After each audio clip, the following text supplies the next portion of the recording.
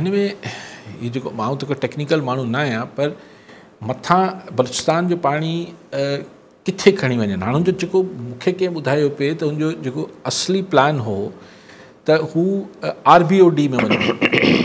हाणे RBOD ऐं LBOD उहे सिंध जी ज़राअत लाइ ॿ रकास आहिनि, छाकाणि त हू हुनजी नाक़स प्लानिंग आहे, सभु शयूं आहिनि। पर LBOD त वरी बि पूरो आहे, समुंड ताईं पहुचे थो। RBOD त मुकमल ई कोन्हे ऐं हू त एॾा सियाणा आहिनि जो वञी मंछर में पाणी छॾियो अथनि ज़हरीलो। हाणे या त हुनखे मुकमल कनि, पाणी खे किथे अच्छा हाणे अगरि उहे हेठि ड्रेन में शायदि छॾीनि पिया त हाणे उहो त अगरि हीअ त पोइ सॼी हज़ारे एकड़ ज़मीन सिंध जी तबाह थी वेंदी।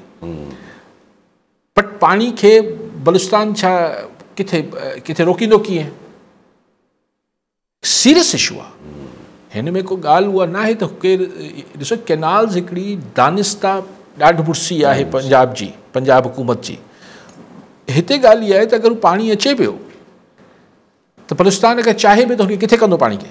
हीअ त पोइ सिंध गवर्नमेंट ऐं फेडरल गवर्नमेंट खे हिन खे हंगामी बुनियादनि ते हिन जो को सोल्यूशन कढणु खपे। हीअ टेक्निकल इशू आहे न। मूंखे ॿुधायो त अगरि पाणी खे तव्हां रस्तो न ॾींदो, पाणी किथे वेंदो? अगरि नेचुरल कंट्रोल न आहे त उहो वञी बि न सघंदो ॿिए पासे न, किथां न किथां वञी निकिरंदो पाणी। जीअं ॿोॾनि में बि थींदो आहे त बलूचिस्तान जो या बरसातूं पवंदियूं आहिनि त हू पाणी त आख़िर सिंध में ई ईंदो।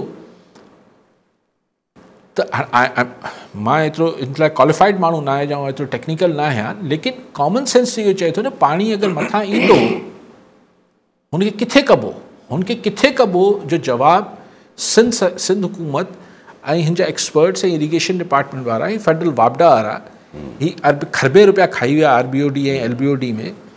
हुन जेको सोल्यूशन ॿुधाई न, हिन सां बसि भले पिया को माण्हू मुज़ाहिरा कनि, भले केरु हज़ारे एकड़ माण्हुनि जी तबाह थी वञे, असीं पोइ बाद में ॻाल्हाईंदासीं। इहो अप्रोच न थियणु खपे।